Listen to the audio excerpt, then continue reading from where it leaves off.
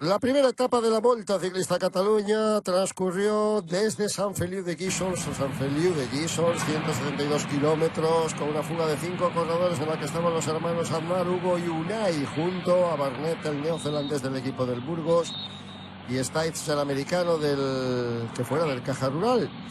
Desde el primer momento el pelotón los echó el guante visual, al menos poniendo al Angelotti. Ineos, que sabía que tenía la baza importante del campeón francés Dorian Godon, reciente vencedor de una etapa en París-Niza, para que la diferencia no se fuese nunca por encima de los 2 minutos. En una jornada nerviosa en la que sí acompañaba el viento, tampoco había grandes dificultades más allá del Alto de Sant'Ilari, que coronaría Weistrofer, el corredor belga del Lotto, ese hombre que cierra el grupo, pero siempre una distancia prudencial porque Ineos marcaba el ritmo y porque los grandes favoritos ocupaban las primeras posiciones en cualquier terreno quebrado, sobre todo cuando llegábamos a ese punto de Tossa del Mar, donde el tándem formado por Renko Evenepoel y Florian Lipovic, los líderes del Red Bull Bora, ponían a trabajar a Nico Denz, ponían a trabajar a Mattia Cattaneo para mantener a sus líderes en la cabeza de carrera. Y ahí estábamos ya, superada la localidad de Tossa del Mar, con el Mediterráneo al fondo, con la Costa Brava alumbrando luminoso la jornada. Eran los hombres de Ineos, los hombres del Red Bull Bora, los hombres del Lidl Trek, los que terminaron neutralizando al último mohicano de la fuga, Josh Barnett, el corredor del Burgos BH. UAE, que tenía la opción de Marc Soler en casa y en su terreno de dirigir al cortejo.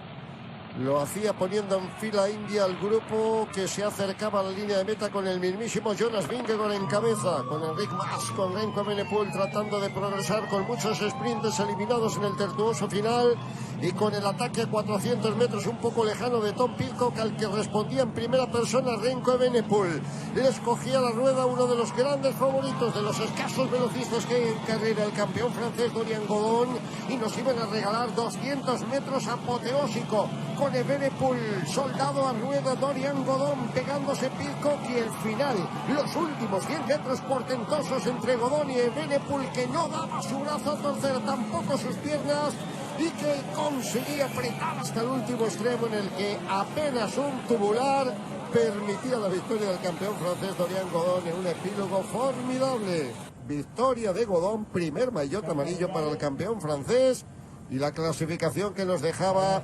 esa diferencia en bonificaciones. Evenepoel a 4 segundos, Pidcock a 6, y el uruguayo Tomás Silva a 10, por delante de Gualdi, de Martínez, Racañi, Uglic, Onley y Lot. Botín interesante para dos de los aspirantes a la victoria final, tanto Renko Evenepoel como Tomás Pidcock. Por los segundos, aunque bueno, teóricamente no deben de ser definitivos, pero también, sobre todo a Renko, porque a ver, Pidcock, después de lo que hizo en la Sanremo, pues venía con mucha confianza, pero a ver, Renko viene de Teide, de hacer una concentración en altura, y al final es un poco esa confirmación de que el trabajo ha sido bueno. Portentoso el sprint, Reconocía a Pidcock que tal vez se había precipitado un poco, claro, arrancó prácticamente a 400 metros y aún así aguantó la estela de los dos colosos para terminar en la tercera posición, pero cómo aguanta Godon a la rueda, cómo parece que lo va a remontar fácil, y cómo en última instancia le vuelve a apretar Renko Evenepoel, portentoso el belga, para inclinarse, sí, pero poniéndole al límite a el Godon francés. El haber salido a rueda de Renko, ¿no?, en esa parte, y encima sobre todo teniendo en cuenta que era un sprint tan largo, es yo creo que lo que le ha permitido, ¿no?, sacar ese pelín extra para poder superar a Renko Evenepoel. Y ahí tenemos a los líderes